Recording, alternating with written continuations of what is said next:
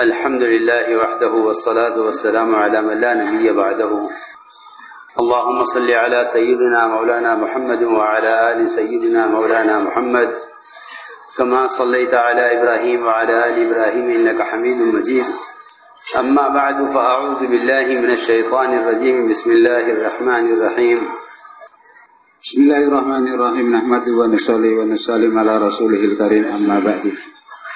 Hadirin yang dirahmati Allah subhanahu wa ta'ala, beliau sampaikan bahwa menjadi qanun Allah subhanahu wa ta'ala bahwa untuk menghidupkan agama di atas permukaan bumi ini, Allah subhanahu wa ta'ala selalu memilih dari kalangan malaikat dan manusia. Ini orang-orang pilihan yang Allah subhanahu wa ta'ala akan menggunakan mereka untuk usaha menghidupkan agama di atas permukaan bumi. Kemudian hadirin yang dirahmati Allah subhanahu wa ta'ala, siapa yang akan Allah pilih? Maka untuk kerja dakwah ini asasnya adalah qobuliyat, bukan qabiliyah, bukan kapasitas.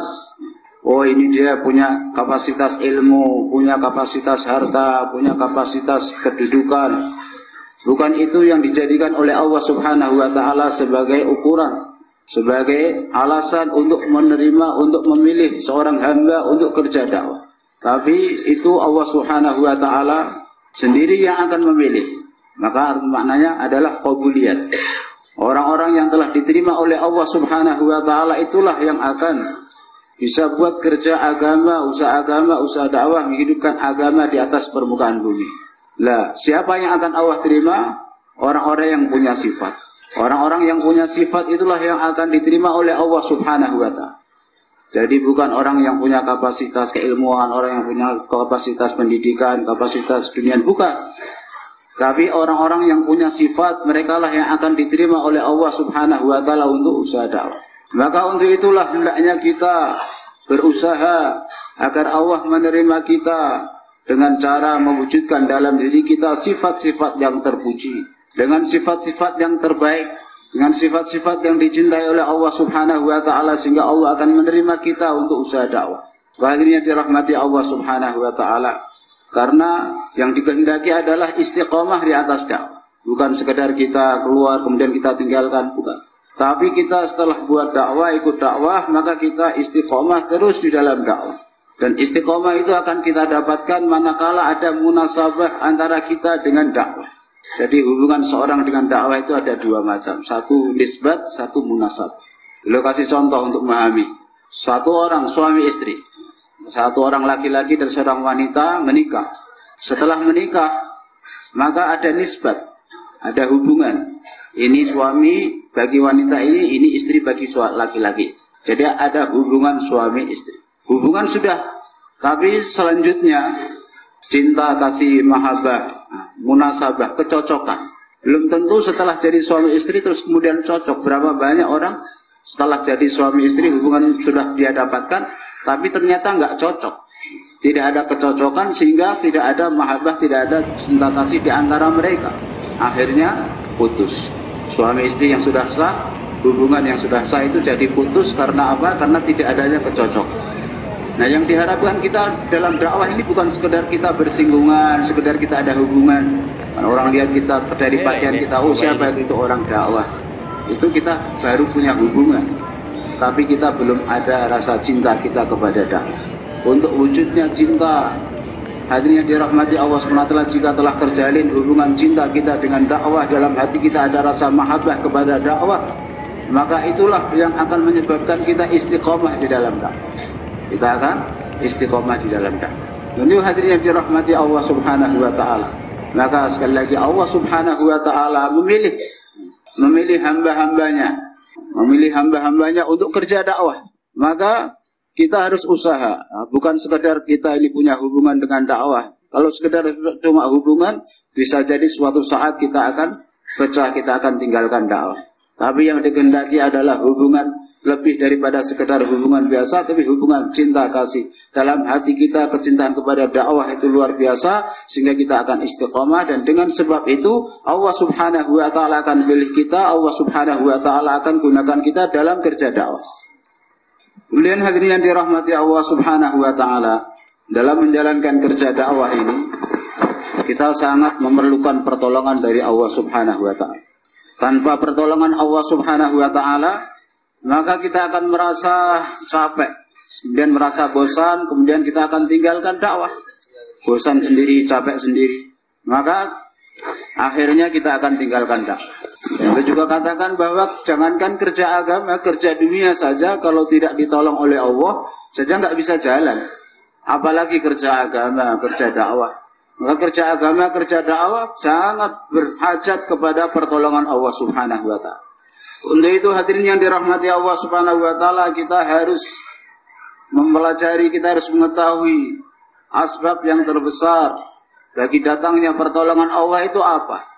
Apa yang akan menyebabkan pertolongan Allah datang kepada kita?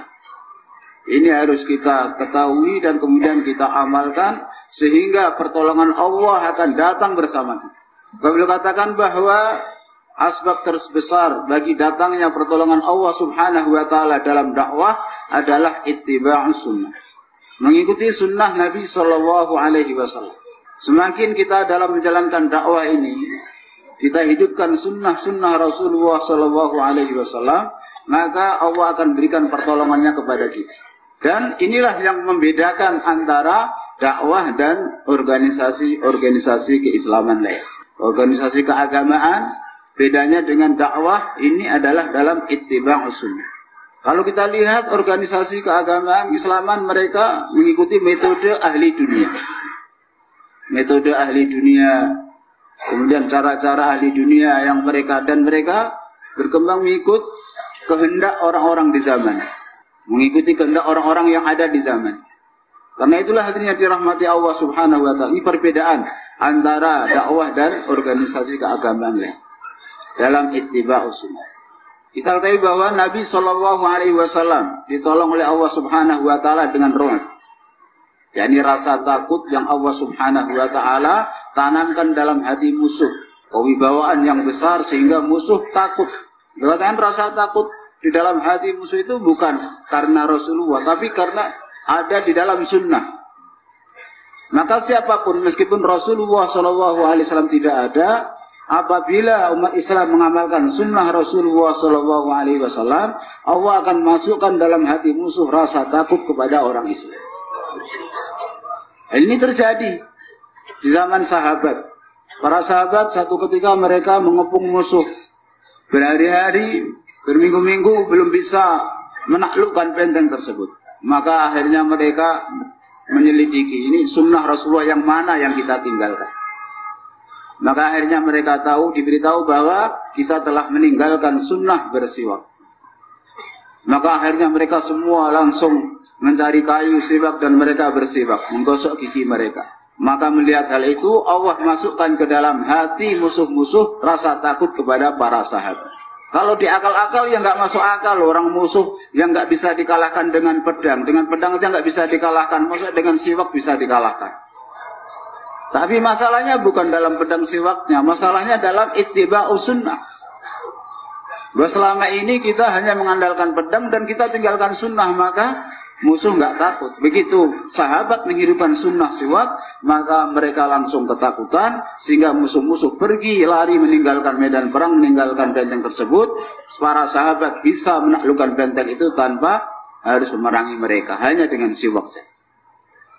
Hadirin yang dirahmati Allah Subhanahu wa Ta'ala, kalau katakan lagi, tegaskan, maka hendaknya dalam kita menjalankan usaha dakwah ini semakin sempurna sunnah Nabi Sallallahu Alaihi Wasallam kita hidupkan, maka semakin besar pertolongan Allah Subhanahu wa Ta'ala akan diberikan kepada kita. Hadirin yang dirahmati Allah Subhanahu wa Ta'ala, saya sampaikan bahwa ittiba'us sunnah dalam kehidupan sehari-hari itu sangat penting. Dalam ibadah kita, dalam munakahah, dalam makan minum, dalam pakaian, apalagi dalam muasyarah. Itu sangat penting karena dengan menghidupkan sunnah, dalam menghidupkan sunnah, dan maksud daripada usaha dakwah ini sebagaimana yang dikatakan Maulana Ilyas rahmatullahi adalah menghidupkan sunnah Rasulullah SAW. Maka kita hidupkan sunnah dalam segala lini. Dalam segi ibadah kita, muasyarah kita, muamalah kita, Sehingga orang-orang lain, orang-orang di luar Islam, mereka akan terkesan dengan keindahan Islam dan mereka akan masuk ke dalam Islam. Zaman sahabat radhiyallahu taala al-majma'in, Islam tersebar karena orang-orang melihat muasyarah para sahabat, melihat akhlak para sahabat, melihat kehidupan para sahabat yang sesuai dengan sunnah. Jadi bukan dengan pedang, bukan. Islam tersebar bukan dengan pedang, tapi dengan ittiba'us sunnah. Para sahabat menghidupkan sunnah Rasulullah SAW dalam kehidupannya, dalam muasyarahnya, sehingga orang-orang di luar Islam mereka senang dan mereka masuk ke dalam agama Islam. Dan seperti itulah hari ini juga. Kata Hadraji, Maulana Yusuf Rahmatullah mengatakan bahwa hari ini orang-orang akan senang dengan dakwah, akan masuk dakwah, ikut dakwah. Itu yang menentukan adalah kehidupan da'i itu sendiri. Kehidupan da'i, kehidupan kita. Kalau sesuai dengan sunnah, muasyarah kita, muamalah kita, ibadah kita sesuai dengan sunnah, maka orang akan senang dengan dakwah, mereka akan ikut dakwah. Dan ketika seorang da'i, ahli dakwah, dia tidak menghidupkan sunnah dalam ibadah, dalam muasyarah, dalam kehidupan sehari-hari, dia tidak menghidupkan sunnah, itulah yang akan menyebabkan orang-orang tidak suka dengan dakwah. Yang menyebabkan orang-orang berprasangka buruk kepada dakwah itu karena kita sendiri. Maka kita sendirilah ini. Apakah kita akan menjadi pintu bagi orang-orang yang di luar dakwah senang dengan dakwah, ikut dakwah? Ataukah kita akan menjadi penutup, menjadi penghalang bagi mereka untuk masuk dakwah? Itu bergantung kepada diri kita sendiri. Itu hadirin yang dirahmati Allah Subhanahu wa taala. Nah, kalau dalam ibadah, dalam muamalah, dalam muasyarah, sangat penting kita menghidupkan sunnah Nabi Shallallahu Alaihi Wasallam. Maka bagaimana dengan dakwah? Yang mana dakwah adalah maha sunnah. Dakwah ini adalah maha sunnah. Maka menghidupkan sunnah dalam dakwah ini adalah sangat penting. Menghidupkan sunnah dalam dakwah adalah sangat penting. Supaya apa? Supaya dengan dakwah kita ini orang-orang juga akan terkesan mereka akan ikut dakwah. Hadirin yang dirahmati Allah Subhanahu wa taala. Sunnah dalam dakwah. Sunnah dalam dakwah, sunnah yang terbesar adalah kerja secara umumiyat. Kita harus paham bahwa Nabi kita, Nabi Muhammad SAW, beliau diutus untuk seluruh umat manusia di seluruh dunia hingga hari kiamat. Maka medan dakwah beliau itu yang paling luas. Sedangkan nabi-nabi terdahulu mereka hanya diutus untuk suatu kaum yang punya profesi yang sama. Ada yang diutus untuk satu kaum yang pedagang saja, ada yang petani saja, dan lain sebagainya. Nah, kalau kita sebagai umat Nabi SAW, kita hanya memfokuskan, kita hanya menggarap satu kaum yang sama profesinya. Kita hanya menggarap orang-orang yang satu profesi. Berarti kita telah meninggalkan medan dakwah Nabi, kita sibuk dengan medan dakwah Nabi-Nabi yang terdahulu. Dan itu bukan umumiyat. Ini harus kita pahami. Hanya kita menggarap para dokter saja, menggarap para pedagang saja, menggarap para petani saja. Itu kan medan dakwah Nabi-Nabi terdahulu. Sementara Nabi kita diberi oleh Allah Subhanahu wa taala medan yang sangat luas. Maka medan dakwah yang sangat luas. Masuk di dalamnya seluruh manusia dengan seluruh profesi. Segala macam profesi yang ada di seluruh dunia. Hadirin yang dirahmati Allah SWT, kita perlu usaha kepada mereka semua. Karena seluruh umat manusia di seluruh dunia kal jasadil wahid, seperti satu badan. Maka hendaknya kita kerja dengan niat menjadikan seluruh manusia yang ada di seluruh dunia hingga hari kiamat sebagai medan dakwah kita.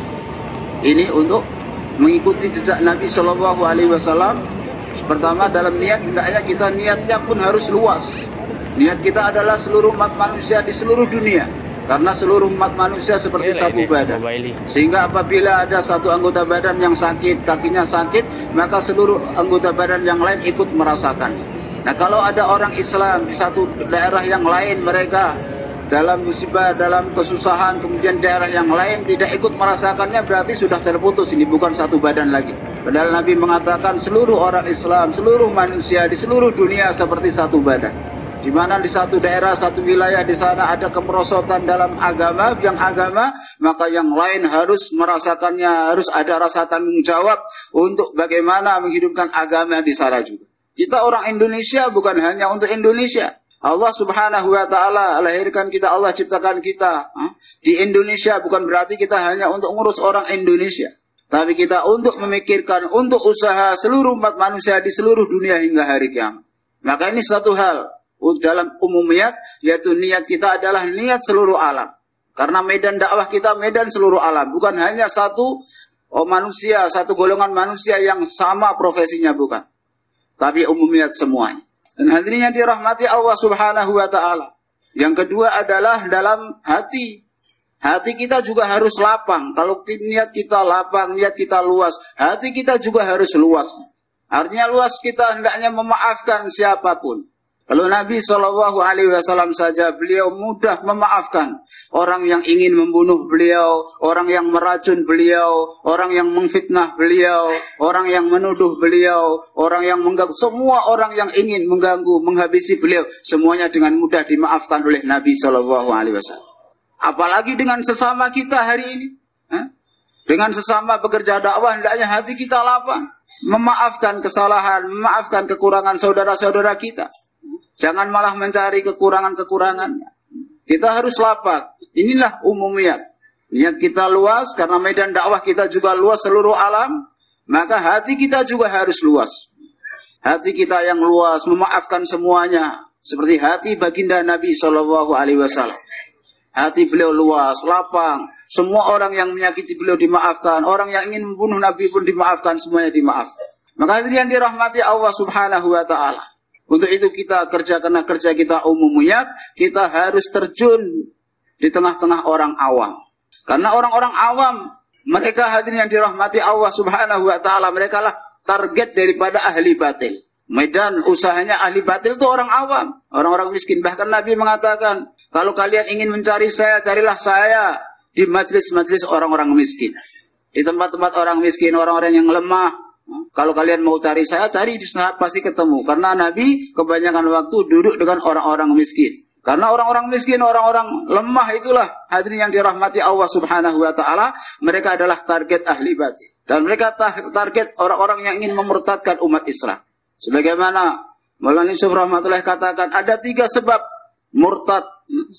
Ada 3 sebab yang menyebabkan orang Islam murtad. Yang pertama adalah ghurbat, kemiskinan. Banyak orang karena miskin, nggak punya harta, maka dengan mudahnya, dengan diiming-imingi harta, diiming-imingi keduniaan, maka akhirnya mereka tinggalkan agama dan masuk ke dalam agama yang lain. Dan ini yang banyak terjadi.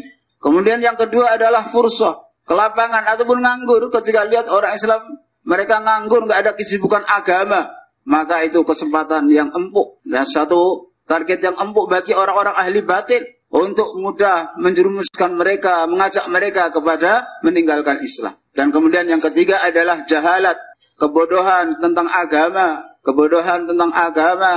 maka itu yang menyebabkan mereka mudah untuk diajak keluar dari agama. Ini 3, Mas. Dan itu semua ada dalam diri orang awam. Maka penting kita dalam dakwah kita terjun, kita menyelam di tengah-tengah orang awam. Sebab orang khawas itu bukan menjadi target ahli batil. Orang khawas itulah ahli batil sendiri. Orang khawas itu malah dia yang membela, kebanyakan yang mendukung, yang membela, yang membackingin ahli batil itu orang khawas. Target kebatilan itu orang awam. Maka hadirin sekalian, maka kita harus terjun di tengah-tengah orang awam. Nah, untuk itulah maka beliau mengatakan, hendaknya orang-orang lama, mereka kalau keluar itu jangan kumpul semuanya orang lama. Hendaknya satu orang lama membawa orang-orang baru, orang lama membawa orang-orang baru. Dan seperti itulah yang dilakukan oleh Nabi SAW. Setiap kali ada orang yang baru masuk Islam, maka digabungkan, dipasangkan dengan orang lama. Supaya orang lama mengajari orang-orang yang baru. Hari ini orang-orang lama kumpul, keluar bareng-bareng. Yang orang awam ditinggalkan. Akhirnya orang-orang awam dicaplok oleh ahli batil. Nah, orang lama karena bergabung, bersatu, akhirnya sibuk perang tertib. Kalau yang satu bilang ini tertibnya begini, yang satu bilang ini tertibnya begini, akhirnya berkelahi sendiri. Yang orang-orang lama berkelahi sendiri, maka ini akan menghambat kemajuan kita dan kita tidak akan terjaga dalam dakwah.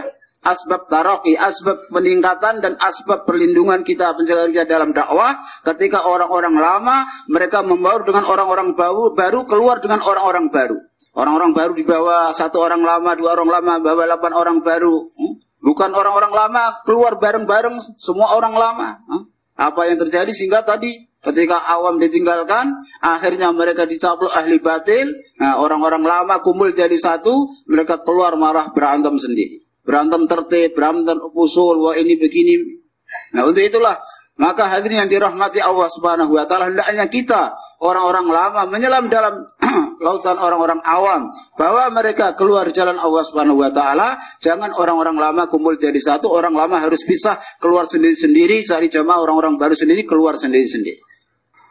Hadirin yang dirahmati Allah Subhanahu wa taala, dia katakan bahwa kerja dunia, untuk menjalankan kerja dunia, dan biasanya orang menjalankan kerja dunia itu adalah dengan takabur, dengan kebesaran.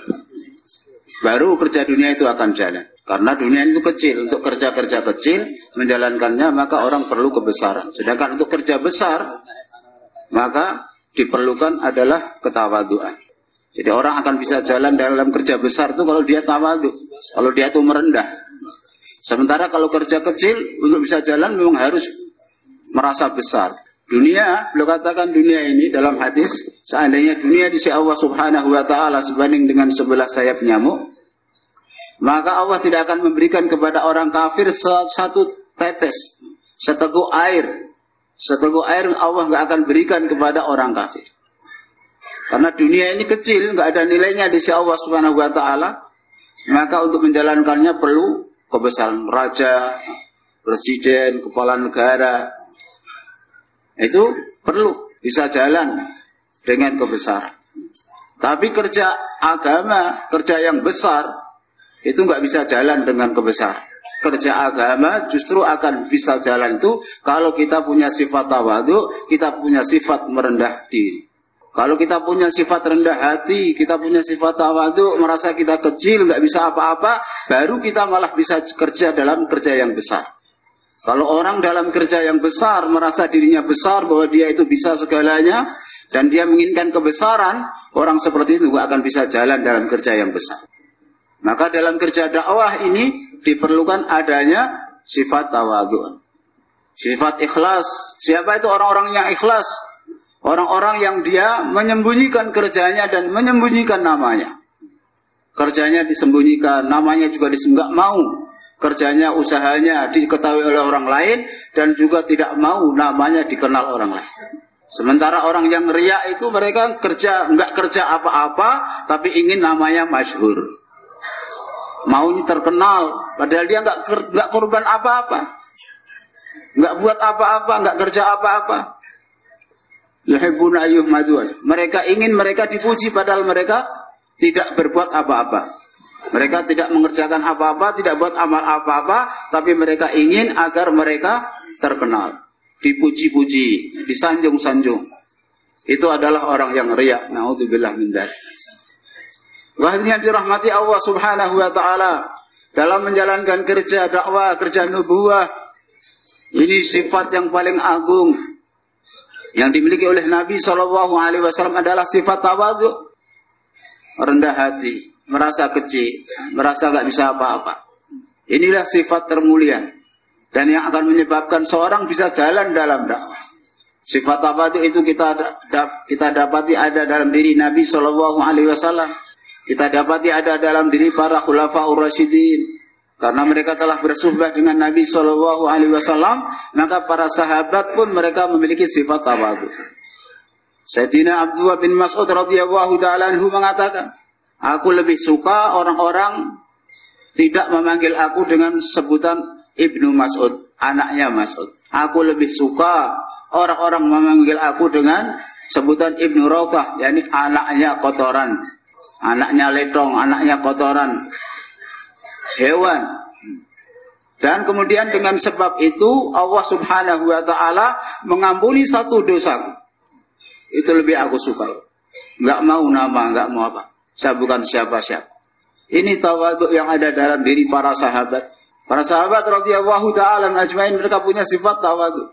Sayyidina Abu Bakar radhiyallahu ta'ala anhu setelah beliau jadi khalifah, maka anak-anak wanita-wanita di kota Madinah mereka saling berbisik, saling berbincang di antara mereka, wah ini siapa yang akan memerahkan susu untuk kita?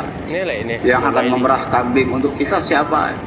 Biasanya kan Sayyidina Abu Bakar, sekarang beliau sudah jadi orang besar, sudah jadi khalifah, mana mau beliau memerahkan susu untuk kita lagi? Wanita-wanita di Madinah berkata seperti itu satu dengan yang lain. Dan akhirnya kedengaran oleh Sayyidina Abu Bakar radhiyallahu ta'ala anhu. Maka Sayyidina Abu Bakar radhiyallahu ta'ala anhu mereka berkata, wahai anak-anak wanita, bawa kemari kambing-kambing kalian. Abu Bakar yang sekarang masih tetap seperti Abu Bakar yang dulu. Kalian gak usah cemas, mana? Bawa kemari kambing kalian, aku akan perahkan susu untuk kalian. Terserah seperti yang kalian mau. Mau yang ada busanya atau yang tanpa busa, aku bisa dua-duanya. Itu tawaduknya Sayyidina Abu Bakar radhiyallahu ta'ala anhu. Dia tidak silau dengan kedudukannya, tidak silau dengan jabatannya, tidak silau dengan kedudukannya sebagai Amirul Mukminin, sehingga gengsi nggak mau lagi mengerjakan pekerjaan yang dulu. Itu semua karena sifat tawaduk yang dimiliki oleh Sayyidina Abu Bakar radhiyallahu ta'ala anhu, bersuhbah dengan Nabi sallallahu alaihi wasallam. Baginda Rasulullah sallallahu alaihi wasallam sendiri pun, maka beliau ditawari oleh Allah Subhanahu wa taala, mau jadi nabi yang raja atau mau jadi nabi yang hamba. Nabi sallallahu alaihi wasallam memilih tawadhu. Beliau mengatakan, aku ingin jadi nabi yang hamba saja ya Allah. Sehari tidak ada makanan sama sekali sehingga aku lapar dan aku bersabar, dan satu hari ada makanan sehingga aku bersyukur.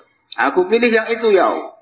Padahal terus ditawari, kalau Nabi milih mau jadi nabi yang raja, langsung kalau jadikan nabi yang raja. Tapi Nabi sallallahu alaihi wasallam tawar. Beliau hidup karena itulah maka beliau waktu hijrah miskin. Waktu wafat pun masih dalam keadaan berhutang. Waktu hijrah dengan hutang. Waktu wafat, maka minyak lampu yang digunakan untuk penerangan malam itu pun minyaknya hutang juga dengan tetangga. Itu seorang Nabi yang wafat ketika itu hutang di rumahnya, ketika hijrah pun hutang. Ketika hijrah beliau sudah ditawari Sayyidina Abu Bakar, ini kendaraan sudah saya siapkan ya Rasulullah. Tidak, saya mau pakai tapi hutang, nanti saya bayar di Madinah. Maka beliau katakan bahwa orang keluar jalan Allah Subhanahu wa ta'ala hendaknya dengan diri dan hartanya. Orang yang keluar dengan dirinya tapi hartanya meminta-minta, untuk hartanya dia minta kepada orang lain, maka hijrahnya itu tidak sempurna. Kalau hijrahnya tidak sempurna, maka hidayah tidak akan datang. Maka dengan diri dan harta, dirinya dia, kemudian hartanya dia minta-minta kepada orang lain, maka tidak akan sempurna hijrah. Karena Nabi Shallallahu Alaihi Wasallam berhutang. Ketika wafat beliau berhutang, keluarganya hutang. Hadirin yang dirahmati Allah Subhanahu Wa Taala, itu sifat tawadhu. Maka kita hadirin yang dirahmati Allah Subhanahu Wa Taala biasa. Maka kalau orang kerja dakwah dengan tawadhu, maka dia jalan sendiri, nggak minta. Kita sekarang sudah mau mulai ada sifat takabur. Karena kalau orang miskin, maka dia merengek-rengek, mengemis. Orang yang tawadhu, orang yang kecil, dia kalau meminta sesuatu itu dengan mengemis, meminta-minta, merayu, memelas. Tapi kalau orang kaya, maka dia akan main perintah. Maka kita dalam dakwah mulai seperti itu. Oh, diputus takaza ke sana ya, ya. Siapkan kendaraannya. Oh, main perintah. Oh, minta. Oh, takaza kemana? Ke sana. Siapkan penjemputannya. Wah, ini sudah nggak tawadhu. Main perintah dalam dakwah, main perintah. Kita dalam dakwah hendaknya merasa kita miskin, kita kecil, kita nggak berhak untuk mendapatkan itu semua. Kita nggak berhak untuk dimuliakan. Kemana pergi antar jemput, itu kita nggak layak untuk mendapatkan fasilitas seperti itu. Orang yang tawadhu, dia merasa nggak pantas, nggak layak untuk mendapatkan itu. Tapi kalau sudah mulai ada sifat takabur, ya harus siapkan antar jemput. Maka hilangkan kebiasaan-kebiasaan yang sudah semakin merajalela seperti itu. Ya kalau mau antar jemput itu ya jangan nunggu. Jangan nunggu diperintah, jangan nunggu diminta, harus tahu sendiri. Kadang orang yang putus takaza, dia yang malah nyuruh. Tapi sementara orang daerah juga nggak tahu. Akhirnya ya seperti itu. Itu hadirin yang dirahmati Allah Subhanahu wa Ta'ala. Maka kita dalam dakwah hendaknya kita merendah. Dan untuk itu hadirin yang dirahmati Allah Subhanahu wa taala, agar kita dapat sifat tawadhu, di antara ketawaduan para sahabat, mereka terkadang meminta sesuatu ataupun meminta didoakan oleh orang yang lebih rendah darinya, oleh orang yang lebih kecil darinya. Contohnya beliau sampaikan satu kisah. Satu ketika Sayyidina Abu Bakar dan Sayyidina Umar radhiyallahu taala anhuma sedang tawaf. Selesai tawaf, maka keduanya sudah keluar dari tempat mataf. Dari mataf kedua sudah keluar, sudah sampai di pintu keluar Masjidil Haram. Kemudian keduanya melihat ada seorang laki-laki masuk masjid dengan menggendong ibunya untuk tawaf. Maka keduanya berpikir, kesempatan ini. Ada seorang laki-laki tawaf gendong ibunya, ini amalan karena dia khidmat kepada ibunya, maka rahmat yang Allah akan cucurkan kepada dia pasti besar, pasti hujan rahmat Allah akan cucurkan kepada dia. Yuk kita ikuti dia, ikut tawaf, selesai tawaf ketika dia doa nanti kita minta supaya kita didoakan juga. Padahal kita tahu siapa Sayyidina Abu Bakar As-Siddiq radhiyallahu taala anhu, kemudian Sayyidina Umar radhiyallahu taala anhu. Dua orang ini adalah orang-orang yang termulia dari seluruh umat ini setelah para nabi. Muttafaq. Orang yang termulia, orang yang paling besar pahalanya, Sayyidina Abu Bakar, Sayyidina Umar radhiyallahu taala. Maka satu ketika Sayyidah Aisyah radhiyallahu taala anha, beliau berbaring malam-malam di bawah langit langsung, maka beliau lihat begitu banyak bintang-bintang. Beliau melihat itu ditemani oleh Nabi sallallahu alaihi wasallam. Maka kemudian Rasulullah sallallahu alaihi wasallam bertanya, "Wahai Aisyah, adakah orang yang bisa menghitung bintang-bintang itu?" "Enggak ada ya Rasulullah." "Maka tahukah kamu siapakah orang yang memiliki pahala kebaikan sebanyak bintang-bintang di langit itu, yang enggak bisa dihitung?" Maka Sayyidah Aisyah berharap itu adalah ayah beliau Sayyidina Abu Bakar radhiyallahu taala. Maka dia terus, "Siapa ya Rasulullah? Siapa orang yang memiliki kebaikan sebanyak bintang-bintang di langit itu?" Maka Rasulullah menjawab, dia adalah Umar bin Al-Khattab radhiyallahu taala.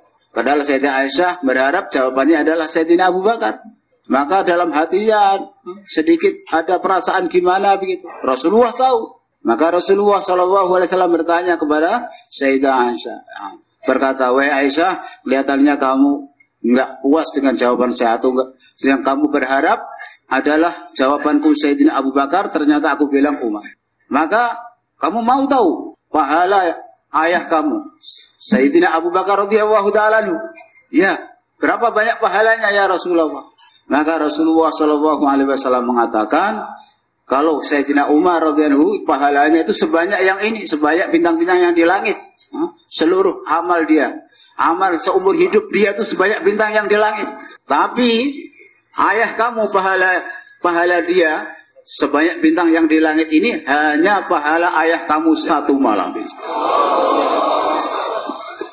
Jadi kamu jangan jihad hati dulu.